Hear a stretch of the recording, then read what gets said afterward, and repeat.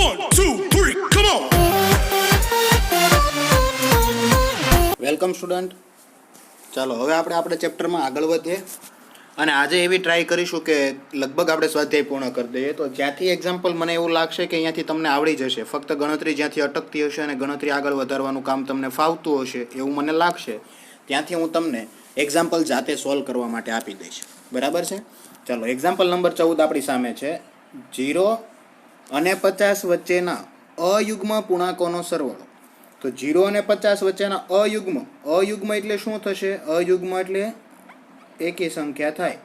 ચલો, એકી સંખ્યા કોને કહેવાય પેલો એ સવાલ થશે. તો જે સંખ્યાનો એકમનો અંક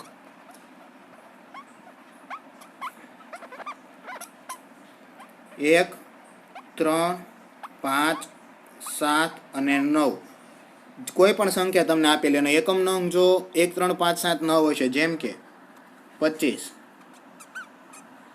27, 39, તો છેલ્લે તમે અંક જોઈ શકો. આગળનો અંક નથી જોવાનો, એકમનો અંક એટલે છેલ્લો અંક તમારે જોવાનો. એ 1, 3, 5, 7, 9 હશે તો એ અયુગ્મ થશે. તો આપણે શ્રેણી બનાવવાની શરૂઆત કરીએ. તો 0 તો નહીં આવે એટલે 1, 3, 5 આવી રીતે ચાલતી જશે અને છેલ્લે શું આવશે? 47 અને 49, 50 નહીં આવે. ચલો, તો આપણે આ શ્રેણી બની ગઈ. એમાં પહેલું પદ a બરાબર 1, d બરાબર ડાયરેક્ટલી કહી શકાય 3 - 1 એટલે 2, અને an છેલ્લું પદ છે આપણી પાસે 49. રાઈટ? ચલો, તો મારે સરવાળો જોઈએ છે, પરંતુ મારી પાસે કેટલા પદ છે ને એ મને ખબર નથી. હા, એક વસ્તુ છે કે તમે ડાયરેક્ટલી વિચારી શકો 0 થી 50 એટલે 50 પદ થાય છે. અયુગ્મ કીધા છે એટલે એક મૂકીને એક પદ આવશે એટલે અડધા પદ થઈ જશે, તો 25 તો આન્સર આવવાનો છે. પરંતુ એ રીતે આપણે કહી ના શકીએ, આપણે ફરજિયાત એની ગણતરી દર્શાવવી પડે. તો આપણે સૂત્ર જાણીએ છીએ, an બરાબર a plus n minus 1 into d. ચલો, an એટલે છેલ્લું પદ 49 હતું, a બરાબર 1 હતો, n માઇનસ 1 n તો શોધવાનો હતો, d બરાબર આપણી પાસે સામાન્ય તફાવત 2 આવતો હતો. આ 1 બરાબરની આ બાજુ આવશે તો માઇનસ થશે, એટલે કે 49 માઇનસ 1, સીધો આન્સર લખી દીધો આપણે, ઇક્વલ ટુ અહીંયા આવશે n માઇનસ 1 ઇન્ટુ 2. ચલો, 49 માઇનસ 1 કરીશું તો આન્સર આવશે 48, equal to n minus 1 into 2. ચલો, 2 ભાગાકારમાં જશે તો અહીંયા શું થશે? 48 ભાગ્યા 2, અહીંયા વધશે n માઇનસ 1. 48 ભાગ્યા 2 કરીશું એટલે આન્સર આવશે 24, n માઇનસ 1. માઇનસ 1 બરાબરની પેલી સાઈડ જશે તો પ્લસ થઈ જશે, એટલે કે થશે 24 પ્લસ 1. 24 પ્લસ 1 કરીશું એટલે કેટલો આન્સર આવશે? 25. ચલો, 25 આપણી પાસે n એટલે પદોની સંખ્યા આવી ગઈ 25. તો અમારે સરવાળો શોધવાનો છે. તો SN નું સૂત્ર છે n/2. છેલ્લું પદ પણ છે તો ડાયરેક્ટલી હું આ સૂત્ર યુઝ કરું તો પણ ચાલે, a પ્લસ n. રાઈટ? આ તો તમે પણ સમજી શકો છો. તો અહીંયા આવશે 25/2, પહેલું પદ 1 અને છેલ્લું પદ 49. હવે તો અહીંયાથી સિમ્પલ થઈ જશે. 50 1 પ્લસ 49 એટલે 50 થશે. 50 ભાગ્યા 2 કરશો એટલે આ રીતે થશે 25 કૌંસમાં 25, 25 25 625. આ ગણતરી કાંઈ તમને સમજાવવાની જરૂર છે નહીં અને સિમ્પલ એક્ઝામ્પલ છે. ફક્ત જે વિચારવાનું હતું, આપણને શ્રેણી બનાવતા આવડી જાય, આટલી તમને ડિટેલ્સ આપી છે. એમાંથી શ્રેણી બનાવતા તમને આવડી જાય તો આવા તો એક્ઝામ્પલ આપણે બહુ બધા કરેલા છે. એટલે પછી તમને સરવાળો કે કોઈ પણ છેલ્લું પદ કે વચ્ચેનું કોઈ પણ તમને ક્યાંય પણ કોઈ નંબરનું પદ શોધવાનું કહે તો તમે શોધી શકો છો. કારણ કે હવે આપણું ચેપ્ટર પૂર્ણ થવા આવ્યું. તો અત્યાર સુધીમાં આપણે એક નહીં ઘણા બધા એક્ઝામ્પલ આવા સોલ્વ કરેલા છે. નેક્સ્ટ, ચલો, ફરીવાર હવે બધામાં એવું જ આવશે મોસ્ટ ઓફ, કે જેમાં આપણે શ્રેણી જાતે બનાવવાની, બાકીનું કામ તો તમને આવડશે. નિર્માણ કામ માટે થયેલા કરારમાં નિશ્ચિત તારીખ કરતાં વિલંબથી પૂરા થતા કામ માટે નીચેના દંડની જોગવાઈ કરી છે. એટલે એ લોકોએ પહેલાં તારીખ નક્કી કરી નાખી હોય છે. નિર્માણ કામ એટલે બાંધકામ, કોઈ મકાન બનાવતા હોય છે કે એ કોઈ પણ બીજી કોઈ વસ્તુ.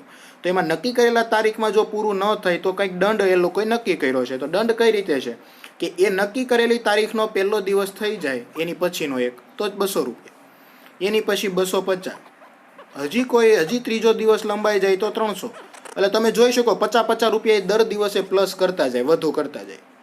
તો હવે માની લો કે એને 30 દિવસનો વિલંબ થયો. વિલંબ એટલે લેટ થયું કામ, 30 દિવસ. તો 30 દિવસમાં એને કુલ કેટલી રકમ ભરી હશે એ જવાબ આપવાનો છે. એટલે સિમ્પલ, કુલ કેટલી રકમ ભરી હશે એટલે સરવાળો કરવાનો છે. તો આવી રીતે આપણને શ્રેણી મળી હતી 200, 250, 300 અને છેલ્લો કયો દિવસ હતો? 30 દિવસ. તો 30 દિવસ એનો મતલબ 30 પદ થઈ ગયા હશે ને. તો n બરાબર 30 કહી શકાય. ઓકે, ચલો એ બરાબર 200 કહી શકાય. અને 50 દર વખતે વધારે ભરવા પડે છે કે ઓછા ભરવા પડે છે, કાંઈ પણ વસ્તુ હોય તો ડાયરેક્ટ 50 કહી શકાય. અહીંયાથી પણ તમે શોધી શકો સામાન્ય તફાવત ડી. તો દરેક વસ્તુ તમારી પાસે છે. સરવાળો શોધવાનો કીધો છે તો આ પ્રમાણે તમે કરી શકો. Sn બરાબર n/2 કૌંસમાં 2a plus n-1 into D. આ સૂત્ર છે આપણી પાસે. દરેકની કિંમતો મૂકો. n કેટલો આવ્યો હતો? 50 ભાગ્યા 2. સોરી, n આપણો 30 હતો, ડી 50 છે, મિસ્ટેક.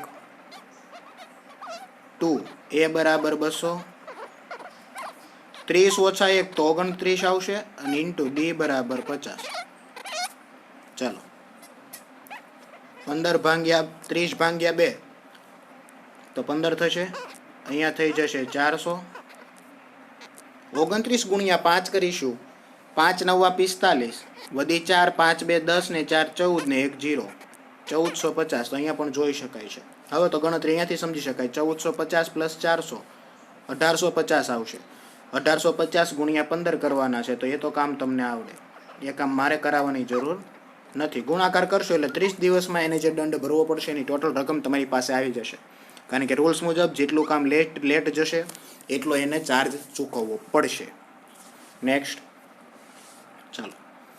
કોઈ શાળાના વિદ્યાર્થીઓના સમગ્ર શૈક્ષણિક પ્રદર્શન માટે અપાતા 7 ઇનામો કુલ 700 રૂપિયાની જોગવાઈ કરેલી છે. બરાબર છે. કુલ 700 રૂપિયા આપવાના છે ને ઇનામ કેટલા? 7. તો પછી એવું થઈ ગયું ને, ઇનામ 7 તો n બરાબર 7. કુલ રૂપિયા 700. કુલ રૂપિયા એટલે SN કહી શકાય કે? કેમ કે કુલ રૂપિયા ટોટલ જ હોય ને.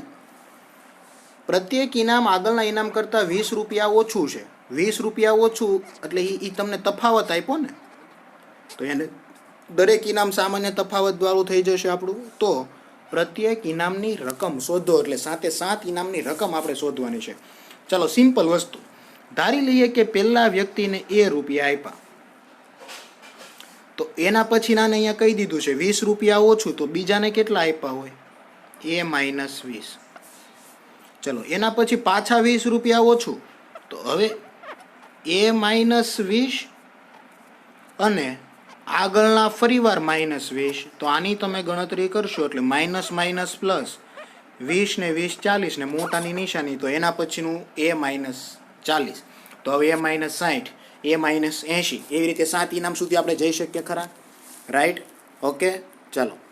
આ જે આપણને પદ મળી ગયા છે, તો હવે સામાન્ય તફાવત શોધવાની ટ્રાય કરીએ. તો સામાન્ય તફાવત એટલે શું કહેવાય? ડી. તો પહેલા બે ક્રમિક પદની આપણે બાદબાકી કરીએ તો a માઇનસ 20 માઇનસ a, કાઉન્સ ઓપન કરીએ,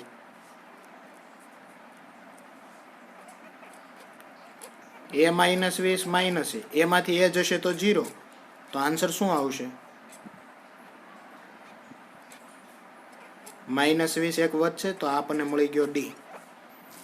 ચલો, દરેક પદ પણ તમારી પાસે છે, સરવાળો 700 પણ છે. અહીંયા તમારી પાસે જે દરેક માહિતી છે એ મેં તમને સમજાવી દીધી.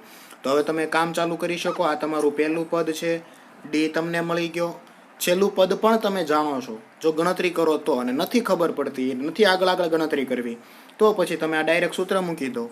ચલો, Sn બરાબર n/2 કૌંસમાં 2a plus n-1 into D. Sn બરાબર 700. 7 પદ છે એટલે n/2, 7/2. 2a, એ પહેલું પદ એ જ હતું તો એ જ રાખીએ. 7 માઇનસ 1 તો 6 લખી દઈએ ડાયરેક્ટ. અને ડી આવ્યો તો માઇનસ 20, તો હમણાં ગણતરી કરીએ એટલે તમે જાણો જ છો, તમને ખબર છે. 7/2 ગણતરી ન થાય તો એઝ ઇટ ઇઝ. અહીંયા થશે 2a પ્લસ માઇનસ માઇનસ 20 ગુણ્યા 6 120. ચાલો, અહીંયા એવું પણ કરી શકીએ. 7 અહીંયા ભાંગાકારમાં છે, સામે જશે તો ગુણાકારમાં, તો 700 સાથે ગુણાકાર થશે અને ઉપરનો 7 ગુણાકાર છે તો એ ભાંગાકાર. એટલે કઈ રીતે? તો આ રીતે થઈ શકે. 700 ગુણ્યા 2 અને ઓલો 7 ગુણાકારમાં તો ભાગાકાર, તો અહીંયા ફક્ત વધે 2a માઇનસ 120. ચલો 7 ગુણ્યા 100 700 થાય, તો અહીંયા કેટલા આવી ગયા 100 ગુણ્યા 2 200 equal to 2a minus 120. Minus 120 આ સાઈડ આવશે તો પ્લસ થઈ જશે, તો 200 પ્લસ 120, તો અહીંયા શું વધશે 2a. 200 પ્લસ 120 એટલે થશે 320 ઇક્વલ ટુ 2a. એ બરાબર ભાગાકારમાં જશે તો 32 16 દુ 32 અને 1 0, તો પહેલું પદ એ મળી ગયું 160. અને દરેક વખતે 20 રૂપિયા ઓછા કરતા જવાના, તો તમે ગણતરી ન કરો તો પણ ચાલે. પહેલું 160, 20 રૂપિયા ઓછા કરો 140, ફરીવાર 20 ઓછા, તો આવી રીતે તમારે 7 ઇનામ આપવાના છે અને ટોટલનો સરવાળો તમારો 700 થઈ જવો જોઈએ. તમે વેરીફાઈ કરી શકો. તો આ ગણતરી તો સિમ્પલ છે ને અહીંયા તમારે દર્શાવેલી છે. એટલે આ પ્રકારે એક્ઝામ્પલ પૂછાઈ શકે કે જેમાં તમારે સમજીને પહેલાં તો સમીકરણ સાચું બનાવતા આવડવું જોઈએ અને ત્યારબાદ ગણતરીની વાત આવશે. નેક્સ્ટ, એક શાળામાં વિદ્યાર્થીઓ વાયુ પ્રદૂષણ ઓછું કરવા શાળાની અંદર અને બહાર વૃક્ષનું વાવેતર કરે છે કે જેનાથી વાતાવરણ શુદ્ધ થાય, ઓક્સિજનમાં વધારો થાય. આવું નક્કી કરાયું પ્રત્યેક ધોરણનો પ્રત્યેક વિભાગ જે તે ધોરણમાં ભણતા હોય તેટલા વૃક્ષ વાવશે. એટલે શું કહેવા માંગે છે કે પહેલા ધોરણનો વિદ્યાર્થી હોય તો એ એક વૃક્ષ વાવશે, બીજા ધોરણનો વિદ્યાર્થી હોય તો એ 2 વૃક્ષ વાવશે, ત્રીજા ધોરણનો વિદ્યાર્થી હોય તો એ 3 વૃક્ષ વાવશે. આવી રીતે સમજાણું તમને પહેલાં તો. ચાલો, તો દાખલા તરીકે ધોરણ 1નો વિભાગ 1 વૃક્ષ, ધોરણ 2નો વિભાગ 2 વૃક્ષ, આવું ધોરણ 12 સુધી ચાલશે કેમ કે સ્કૂલ હોય એટલે 1 થી 12 ધોરણ હોય. દરેક ધોરણમાં 3 વિભાગ છે. પહેલામાં 3 વિભાગ, બીજામાં 3 વિભાગ, ત્રીજામાં 3 વિભાગ. એટલે પહેલા ધોરણવાળાના 1 વૃક્ષ વાવવાના, વિભાગ કેટલા 3, તો 3 એકા 3. બીજા ધોરણવાળાએ 2 વૃક્ષ વાવવાના, પણ કેટલા વિભાગ છે 3, તો 2 તેરીને 6. તો આવી રીતે તમને આ શ્રેણી મળતી જશે. ઓકે, ચાલો. તો વિદ્યાર્થી દ્વારા કેટલા વૃક્ષનું વાવેતર થશે, કુલ કેટલા વૃક્ષ, એટલે આપણે શું શોધવાનું થશે SN. આપણો ટાર્ગેટ બંધાઈ ગયો. ચલો, 12 ધોરણ છે તો n બરાબર 12 થઈ જશે કારણ કે 12 વર્ગ છે 1 થી 12. દરેકમાં 3 વિભાગો છે, તો મેં તમને આજે સમજાવ્યું એ પ્રમાણે આપણે ચાલતું જવાનું. તો આ a બરાબર 3 એટલે એ પહેલું પદ થશે. ડી તમે લેવા જશો તો 6 માઇનસ 3 તો 3. અહીંયા બાદબાકી કરશો 9 માઇનસ 6 તો પણ 3 આવશે. તો ડી 3 મળી ગયો, એ 3 મળી ગયો, n 12 મળી ગયો. ઓકે, તો આપણે શોધવાનું છે શું, આપણે શોધવાનું છે SN. તો બહુ સિમ્પલ છે, SNનું સૂત્ર તમારા સામે છે. તો 12 વિભાગ છે તો n બરાબર 12. અહીંયા થશે 12/2. 2a એ બરાબર હતા 3, 12 માઇનસ 1 અને ડી બરાબર પણ 3 હતા. સિમ્પલ ગણતરી છે. હવે તો 6 2 12, 2 તેરી 6, 12 માઇનસ 1 11, તેરી 33. ડાયરેક્ટ ગણતરી કરેલી છે. તો થશે 6 ગુણ્યા 39, 6 ગુણ્યા 39, એમાં કંઈ કરવાની જરૂર નથી. 236 કુલ વૃક્ષ થશે કે જે દરેક વિદ્યાર્થીને, અને કન્ડિશન ખાસ તમારે આવી જે કન્ડિશનો આવે છે ને એ કન્ડિશનો જ તમારે સમજવાની છે. એનું કારણ એવું છે કે જો તમે આ શ્રેણી જે તમે બનાવો છો એમાં કંઈક મિસ્ટેક કરશો તો તમારે પ્રોબ્લેમ થશે. પછી ગમે એટલી વાર તમે એક્ઝામ્પલને ગણતરીમાં ફરી વાર જોશો તો પણ તમારી શ્રેણી જ ખોટી છે, તો એક્ઝામ્પલ જોવાથી કોઈ મતલબ નથી. ઓકે, ચાલો નેક્સ્ટ જોઈએ. ફરીવાર એક ખૂબ જ સારો એક્ઝામ્પલ આપણી સામે આવ્યો છે. વારાફરતી એ અને બીને કેન્દ્ર લઈ ક્રમિક અર્ધવર્તુળોની મદદથી એક કુંતલ બનાવેલ છે. એટલે આ રીતે 2 બિંદુ આપ્યા છે A અને B. તો તમે એકવાર એને કેન્દ્ર લેશો તો તમારું આટલું અડધું કુંતલ બનશે. પછી બીને કેન્દ્ર લેશો તો B આટલું બનાવશે. આવી રીતે તમારે આમ ફેરવતું જવાનું છે. ફેરવતા જશો એટલે તમારી આ રીતે રાઉન્ડ બનતું જશે. રમકડામાં તમે જોયું હશે આવું, બરાબર. અહીંયા A હશે, અહીંયા B હશે, આ એની આપણે રેખા પાડી દઈએ. તો આ પ્રમાણે રાઉન્ડ બનતું જશે. હવે એની કન્ડિશન આપી છે. શરૂઆત એથી થાય છે આકૃતિમાં દર્શાવ્યા મુજબ. પહેલી ત્રિજ્યા 0.5 છે, પછી 1 છે 1.5, એટલે 0.5 0.5 દર વખતે લોકો વધારતા જાય છે. અને આવા 13 ક્રમિક અર્ધવર્તુળો છે. કેટલા છે 13 ક્રમિક. અને પાઈ બરાબર 22/7. હવે તમને વિચાર થતો છે કે સર અહીંયા પાઈની કેમ વાત આવી, એ તો વર્તુળ હોય ત્યારે આવે. તો તમે જોઈ શકો છો કે અહીંયા ખરેખર જે કુંતલ બને છે, કુંતલ એટલે કે આ ચાવી તમે જે ભરો છો ને અંદર જે સ્પ્રિંગ હોય છે આવી રીતે વર્તુળ જ બનાવે છે. તો એટલે પાઈ આવશે. ઓકે, ચાલો અર્ધવર્તુળની લંબાઈ શું આવશે? કારણ કે આપણે અર્ધવર્તુળ ચાલે. તો હવે હું તમને શીખવું છું. ચલો ખાસ ધ્યાન આપજો. આખું વર્તુળ હોય છે તો અહીંયાથી મેં જ્યાંથી શરૂઆત કરી હતી અહીંયા ત્યાં ફરીવાર હું પૂર્ણ કરું છું એટલે એ કેટલું લંબાઈ થાય છે? લંબાઈ એટલે કે એનો પરિઘ 2πr. તો એનો મતલબ એવો થયો કે આટલું ખાલી અડધું હશે તો એના અડધા 2πr ના અડધા πr. તો તમે અહીંયા જોઈ શકો અર્ધવર્તુળની લંબાઈ કેટલી આવશે? πr. ઓકે, ચાલો પાઈ બરાબર તો કિંમત ખબર જ છે. તો પહેલી લંબાઈ, પહેલું અહીંયા તમે જોઈ શકો આટલું વર્તુળ ચાલે છે તો એને હું L1 કહી દઉં છું. તો L1 બરાબર સૂત્ર πr. અને પહેલી ત્રિજ્યા પણ તમને આપી છે કેટલી? 0.5. તો એનો મતલબ એવો થશે 0.5 પાઈ. પછી બી ને કેન્દ્ર લઈને આખું જે બનાવવાનું છે તો એ આ પ્રમાણે બનતું જશે, આમ રાઉન્ડ ફરતા જશે, આવી રીતે રાઉન્ડ બનતા જશે. બરાબર છે. તો તમે વારાફરતી કહી શકો બી ને કેન્દ્ર લેશો એટલે 2 × 0.πr. કેમ? તો અહીંયા તમે જોઈ શકો ડબલ થઈ જાય છે, 2 × 0.5 કરશો એટલે એક જ થશે. રાઈટ? ઓકે, એના બદલામાં તમે અહીંયા આટલું જે લખેલું છે એ પણ તમે કરી શકો.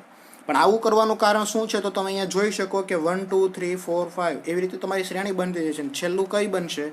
13 × 0.5 અને પાઈ. તો તમારે શું શોધવાનું હતું? કુલ લંબાઈ. કુલ લંબાઈ એટલે તમારે ટોટલ કરવાનો છે. એટલે સિમ્પલ વસ્તુ તમારે શું કરવાનું છે? SN. તો છેલ્લું પદ તમારી પાસે છે તો તમે ગણતરી કરી શકો. n/2 કૌંસમાં a + l થશે. ચલો n બરાબર 13 મૂકવાના છે. 13/2 પહેલું પદ. તો પહેલું પદ તમારું હતું 0.5 પાઈ. ચલો આટલું રાઈટ છે. બીજું પદ શું હતું? સોરી, છેલ્લું પદ શું હતું? છેલ્લું પદ અહીંયા તમે જોઈ શકો 13 × 0.5 પાઈ.